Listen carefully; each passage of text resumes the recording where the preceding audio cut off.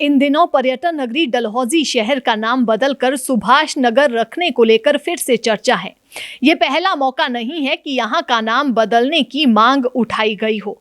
इससे पहले भी ये मांग कई बार उठ चुकी है। 1990 में शांता कुमार के मुख्यमंत्री पद पर रहते हुए भाजपा सरकार में भी ये मांग उठी थी। वहीं बीते कांग्रेस शासनकाल में भी विश्व हिंदू परिषद ने डलहौजी का नाम बदलकर सुभाष नगर रखने की आवाज बुलंद की थी, लेकिन डलहौजी का नाम नहीं बदला गया।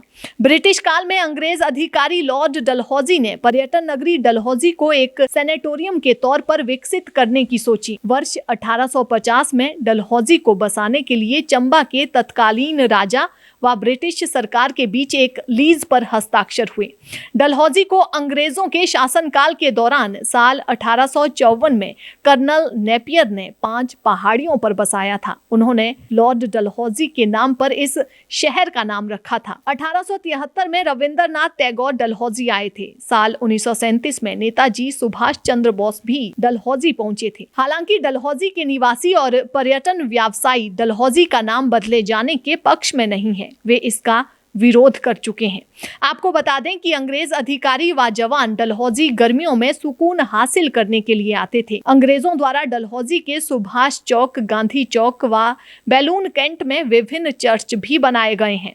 ये बात भी इतिहास के पन्नों में दर्ज है कि डलहौजी शहर को बसाने वाला और जिसके नाम पर इस स्थान का नाम पड़ा है, वो अंग्रेज अधिकारी लॉर्ड डलहौजी कभी डलहौजी आया ही नहीं। हालांकि स्वतंत्रता संग्राम के सेनानियों के नाम डलहौजी शहर के साथ जुड़े हैं, जिन्होंने की नैसर्गिक सौंदर्य से लबरेज डलहौजी में अपना समय व्यतीत किया है। डलहौजी की सड़कों पर अंग्रेज अधिकारियों के गुजरने पर भारतीय लोगों को दुकानों व घरों के अंदर छिपना पड़ जाता था।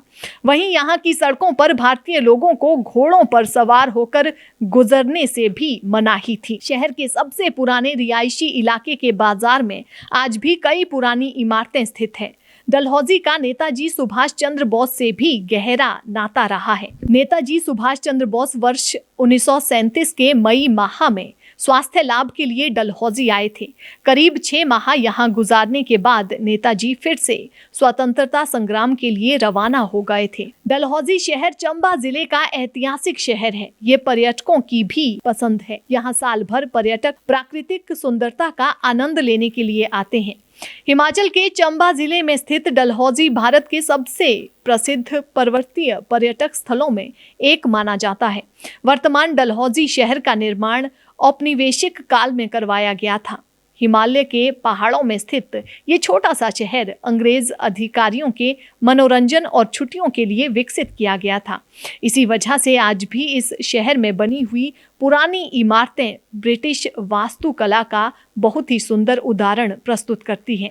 जो लोग डलहौजी का नाम बदलने की बात कर रहे हैं, उनका मानना है कि नेताजी सुभाष चंद्र बोस अंग्रेज डलहौजी से अधिक प्रसिद्ध है और यदि इस नगरी का नाम उनके नाम पर होता है तो यहाँ के लोगों को अधिक प्रसन्नता और गर्व की अनुभूति होगी। हालांकि होटल व्यवसाय से जुड़े यहाँ के कारोबारी और स्थानीय लोग खुलकर इस मांग के समर्थन में नहीं है।